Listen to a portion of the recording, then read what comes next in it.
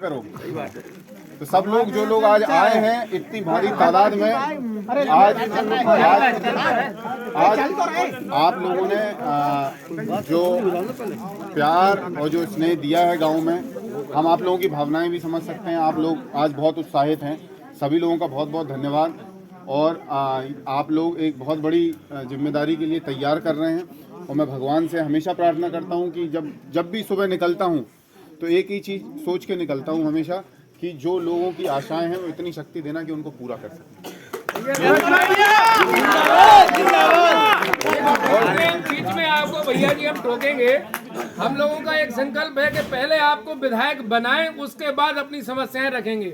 आपने स्वयं महसूस किए कि गांव में रास्ताओं की, गांव में बिजली की, गांव में सड़क की जो जितनी भी समस्या हैं, पहले आपको विधायक बनाएंगे, उसके बाद अपनी बातें रखेंगे। हम सब लोग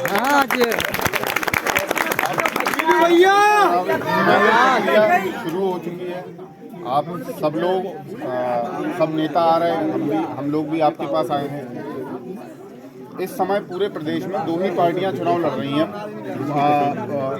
अगर आप देखा जाए मजबूती से, एक भारतीय जनता पार्टी, एक समाजवादी पार्टी। भारतीय जनता पार्टी का शासन आपने 5 साल का देख लिया, किस तरीके का था, किस तरीके का माहौल रहा पूरे प्रदेश में। और खास करके पूरे प्रदेश की बात ना करें, अपने क्षेत्र की बात करें तो क्षेत्र में पिछले 5 साल में मुकदमेबाजी के अलावा और कोई काम नहीं हुआ हमारे यहाँ। अगर आप देखें तो कितना 2 साल में, जब से कोरोना का समय आया, कोरोना से पहले भी कोई काम नहीं होता, लेकिन 2 साल से तो स्थिति बहुत ही खराब है। चाहे शिक्षा की ले लो, चाहे चिकित्सा की ले लो, चाहे गांव का विकास ले लो। प्रधानों की निधि रोक दी गई है, विधायकों की निधि अभी 2 साल से रुकी हुई थी, अभी आनी शुरू हुई। तो जब इतना पैसा रोक देंगे तो गाँव का विकास कैसे होगा? तो ये सरकार की नीयत ही नहीं है। इन लोगों ने जितने भी काम किए हैं वो आप लोगों के हितों का अनदेखा करके किए हैं। चाहे डीएपी की बात हो, आप लोग डीएपी की लाइन में कितने लोग लगे थे बताओ? जबकि हम लोगों ने कलेक्टर को चिट्ठी लिख के कहा था कि यदि आप परमिशन दें तो हम डीएपी की आपूर्ति क्रिप्को से करा देंगे, सभी सेंटरों पे खाद मिल जाएगी। तो इनको ये लगा कि चुनाव का मौका है, इनको फायदा ना मिल जाए, तो कलेक्टर से इन्होंने दबाव डाल के मुख्यमंत्री को चिट्ठी लिखाई कि हमारे यहाँ कोई कमी नहीं है, हमारे सेंटरों पे पर्याप्त डीएपी है और यदि अगर क्रिप्को यहाँ भेजता है तो उनकी सब्सिडी रोक दी जाए। इस वजह से डीएम ने चिट्ठी जारी कर दी, हम लोग यहाँ नहीं भिजवा पाए। हम लोगों ने, कोई बहुत बड़ी बात नहीं है, ये डीएपी की आपूर्ति करना एक बहुत छोटा सा मुद्दा है, लेकिन सरकार कितनी संवेदनशील है आपके लिए ये दर्शाता है। कितने लोग, ललितपुर में 2 किसान बेचारे मर गए डीएपी की लाइन में खड़े खड़े। उससे पहले एक और लाइन लगी थी अस्पतालों में। अस्पतालों की क्या स्थिति रही आप बताओ? अस्पतालों में ऑक्सीजन की कितनी किल्लत हुई, गांव के लोगों को हम लोगों ने कैसे कैसे करके ऑक्सीजन दिलाई। इतनी बड़ी सरकार, उनसे पहले हम लोगों ने ऑक्सीजन का प्लांट लगाया 10 दिन के अंदर, उनकी ऑक्सीजन नहीं आ पाई। उन लोगों ने जिला अस्पताल में दिन के दिन लाशों के ढेर उठाए जाते थे और लोगों को तब भर्ती कराया जाता था। इतना दर्दनाक समय था, तो ये वहाँ पे भी फेल हुए। चाहे रोजगार ले लो, इस समय बुंदेलखंड पे पलायन सबसे चरम पे है। सब, अगर आप दिल्ली में चले जाओ तो उनकी बोली से बता दो, जितने चौकीदार, जितने मजदूर मिले सब बुंदेलखंडी मिले। चाहे हमीरपुर से जा रहे हो, चाहे अपने क्षेत्र से जा रहे हो, कहीं से जा रहे हो, काम है नहीं कुछ, मजदूरों के पास काम नहीं है, नौजवान सब वहीं पे जाके काम करते हैं। पलायन इसलिए हो रहा है क्योंकि नौकरियां नहीं है। अब इसका विकल्प के तौर पे जो एक हमें ऐसा नेता चाहिए पूरे प्रदेश में जिसके पास दूर की सोच हो, नौजवान हो, होशियार हो, और जो अखिलेश जी ने जो वादे किए हैं वो वाकई में बहुत शानदार है। चाहे रोजगार का मुद्दा भी उन्होंने उठाया है, उन्होंने किसानों के लिए भी सुविधाएं दी हैं।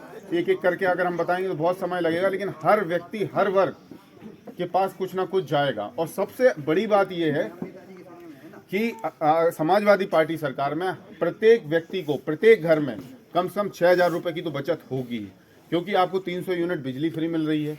घर में अगर बूढ़े पुराने हैं तो उनको 3 गुनी पेंशन मिल रही है। तो अगर आप उन सब योजनाओं का अगर योग लगाएंगे तो इतनी आपको बचत मिलेगी।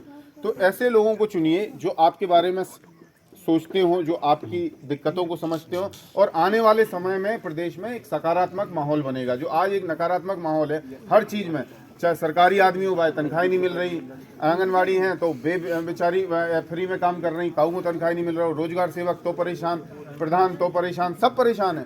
तो जो माहौल ख़त्म करने के लिए हमें एक अच्छी सरकार, एक पॉजिटिव सोच वाली सरकार चाहिए, और वो विजन, वो सोच, वो दूरदर्शिता अखिलेश यादव जी के अंदर है। और हम आप सभी लोगों से निवेदन करेंगे कि कि उनको एक बार दोबारा मौका दीजिए। पिछली बार जो काम हुआ था, पिछली बार सब लोग मजाक उड़ाते थे जब 2012 में हम लोगों ने बात कही थी कि लैपटॉप गांव के बच्चों को दिया जाएगा और कन्या विद्याधन दिया जाएगा। हर बच्ची के पास पहुंचा, हर बच्चों के पास लैपटॉप पहुंचा, हर बच्ची को कन्या विद्याधन मिला। इस बार की भी जो घोषणाएं हैं वो 100% पूरी होंगी और उनका क्रियान्वयन कराना हम लोगों की जिम्मेदारी है। जब हम लोग यहाँ पे जिम्मेदारी लेने के लिए आप लोगों के बीच में आए हैं, तो अगर आप लोग जिम्मेदारी देंगे तो उनकी जो भी योजनाएं हैं सबसे पहले लाभ आप लोगों को पहुंचाएंगे। तो सभी लोगों से निवेदन है, अरे यार निवेदन है कि आप सभी लोग सही आदमी है, एक अच्छी सरकार चुने। आदरणीय अखिलेश यादव जी को मुख्यमंत्री बनाने में आप लोग योगदान करें और आप सभी लोग समझदार हैं। गांव देहात के लोगों की जो समस्याएं आप लोग जानते हैं और उनका निदान आज के समय में तो सिर्फ समाजवादी पार्टी ही कर सकती है। आज प्रदेश में और कोई पार्टी है नहीं। तो आप लोग सभी लोग मिलके एक बार एकजुट होकर गांव के लोग हम चाहेंगे कि वोट करें और समाजवादी पार्टी की सरकार बनवाएं। सभी लोगों का बहुत बहुत धन्यवाद।